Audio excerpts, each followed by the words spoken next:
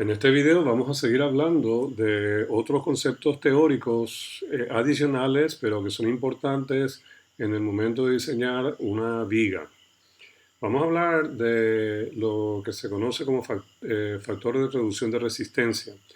Nosotros habíamos visto en una clase anterior de que la seguridad en el hormigón reforzado se introducía de dos maneras. En primer lugar, las cargas se multiplicaban por factores de carga y esos factores de carga pues dependían del tipo de carga, de la incertidumbre de las cargas, etcétera. Y bueno, pero en realidad quiero hablar ahora de la otra forma, ¿verdad? Son dos cosas simultáneas que se hacen. Una de ellas es factorizar las cargas y la otra es eh, aplicar lo que se conoce como factores de reducción de resistencia. Los factores de reducción de resistencia que aplican a no solo a vigas, sino a todo lo que sea hormigón reforzado, son factores o un factor que es menor que uno. ¿Verdad? Porque el objetivo, la función de ese factor es disminuir la resistencia calculada en un escritorio. O sea, yo puedo calcular acá en un escritorio pues que me hagan una viga de 12 por 20 con 4 número 10, por ejemplo. Y hago un plano, ¿verdad? Para que se haga eso. Pero en la realidad pueden pasar muchas cosas que me van a hacer disminuir esa resistencia. Por ejemplo, si es 12 por 20, a lo mejor pues por pequeño errorcito, a lo mejor no es 12 pulgadas lo que se hace en la realidad, sino vamos a decir 11.8, el acero, que yo puse 4 número 10 y le puse la ubicación del acero, a lo mejor lo mueven un poquitito hacia arriba o hacia abajo. Este, y así la mezcla que yo dije que se haga, pues no salió tan perfecta y es un poquitito más débil, poquitito nada más. Son una serie de cosas que se pueden añadir en la realidad con relación a lo que yo hice, a la resistencia que yo calculé en mi escritorio que iba a tener esa viga. O sea, yo en mi escritorio puedo haber calculado que va a poder aguantar, qué sé yo, 200 kits por feet, este, pero al hacer eso en la obra, donde sea, a lo mejor no va a alcanzar a 200, ¿verdad? Por todas estas cosas que le estoy diciendo, puede ser que sea menor, un poquitito menor, ¿verdad? No va a ser muy grande la diferencia, obviamente, pero hay que tener en cuenta esas pequeñas variaciones que pueden ocurrir en la realidad. Y para eso lo que se hace es lo que uno calcula en el escritorio, es lo que se llama la resistencia nominal, ¿verdad? Esa resistencia hay que multiplicar por un factor de reducción de resistencia y de eso es lo que voy a hablar. ¿Cuánto es el valor de ese factor de reducción de resistencia? Pues lo primero es que cuando la sección está controlada por tensión, el factor de reducción de resistencia es 0.9. ¿Okay? Así que nada, si la sección es controlada por tensión, yo calculo cuánto aguanta o lo que sea, ¿verdad? Y ese valor que yo obtengo lo multiplico por 0.9. Si es que la sección está controlada por compresión, entonces el phi es un poco menor. ¿Mm?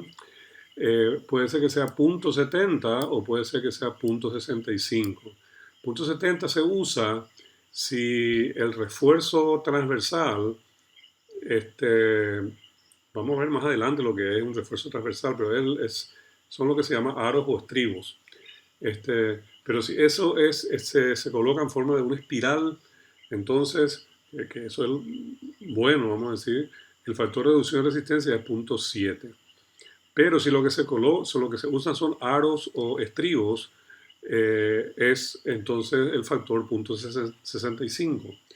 Típicamente lo que más se usa son aros o estribos porque eso es más fácil de hacerlo ¿verdad? En obra. Entonces, mayormente vamos a trabajar con ese valor de phi de 0.65. Ahora, nosotros por ahora vamos a trabajar con vigas nada más. O sea que esto es lo que vamos a usar nosotros. ¿Por qué? ¿Verdad? Porque nosotros dijimos que las vigas tienen que ser diseñadas para que sean controladas por tensión. Por eso entonces, para nosotros casi siempre el valor de phi en las vigas va a ser 0.90. Ahora cuando entremos en columna, allí pues pueden haber o van a haber secciones controladas por compresión y entonces allí vamos a tener que trabajar, ¿verdad?, con estos valores. O sea que tengo entonces el phi para secciones controladas por tensión y el phi para secciones controladas por compresión. Pero habíamos dicho también de que hay una zona allí, hay vigas que no son controladas por tensión ni son controladas por compresión. O sea, el cómputo, ¿verdad? De epsilon t no me da para que sea controlada por tensión y por compresión. Esas son lo que dijimos que están en una zona de transición. A esas, cuando ocurre esa situación, que va a ser raro, va a ser muy raro que eso ocurra, pero si es que ocurriera esa situación, entonces hay que hacer una interpolación entre punto 90 y punto 65, ¿verdad? Si hay que usar un punto 65. Hay que hacer una interpolación lineal, o sea, ¿verdad? Una interpolación común y corriente. Ok, vamos a hablar ahora acerca del mínimo refuerzo. Eh, ya nosotros hemos visto, déjame ver que no tengo acá, no tengo acá el dibujo, ¿verdad? Ya nosotros hemos visto, ¿verdad? Que si yo le pongo mucho acero a la viga, a la viga le va a costar deformarse y cuando el hormigón se rompa por aplastamiento, esa viga no se va a poder deformar mucho. Por lo tanto, va a ser una rotura con poca deformación, no va a haber aviso, es una rotura frágil, ¿verdad? Y eso no es lo que queremos. Así que yo tengo que más bien disminuir la cantidad de acero. O sea que mientras menor acero yo le coloque, eh, es mejor, vamos a decir en cierto modo, la viga. Obviamente tengo que cuidarme, ¿verdad? Que el acero sea capaz de aguantar el momento que está recibiendo la viga. Pero por ahora vamos a decir, digamos, que yo no puedo ponerle demasiado acero. Tengo que ponerle un poco acero relativamente hablando, ¿verdad? Pero tampoco puedo ir a un extremo con eso, ¿verdad? Porque si yo le voy colocando cada vez menos y menos acero, cada vez menos y menos acero, va a llegar un momento, ¿verdad?, que ese acero puede llegar a ser tan pequeño que el hormigón sin acero va a aguantar más, ¿verdad? Que con el acero, ¿verdad? El hormigón solo, así como un material sin refuerzo, ¿verdad? Un hormigón en masa, ¿verdad? Sin nada, va a llegar a aguantar, repito, ¿verdad? Más que la misma pieza, digamos, con el acero. Y entonces, eso no es bueno, ¿verdad? Porque el hormigón solo es un material frágil, ¿verdad?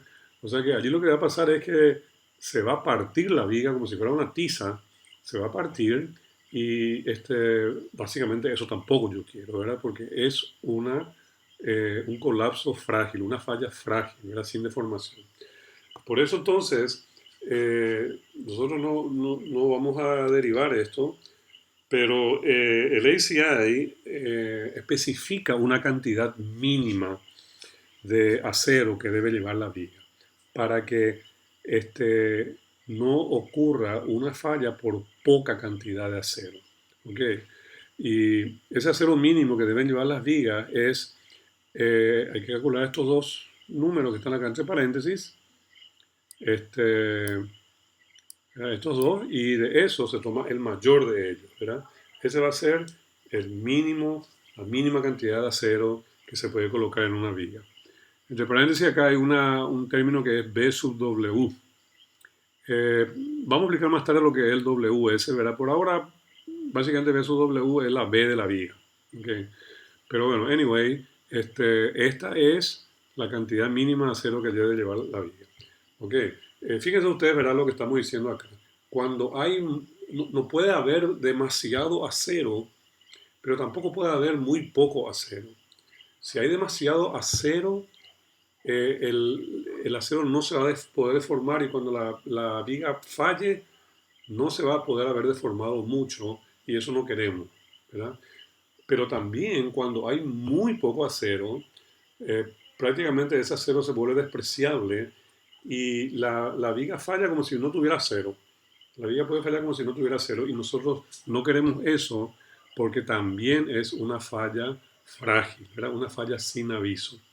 Así que nosotros debemos colocarnos en algún lugar dentro de esos límites, ¿verdad?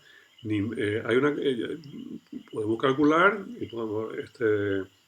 cuánto es el acero máximo, la cantidad máxima de acero y la cantidad mínima de acero, y nosotros tenemos que estar ahí entre esos dos lugares este, para que entonces haya una falla dúctil, ¿verdad? Con aviso.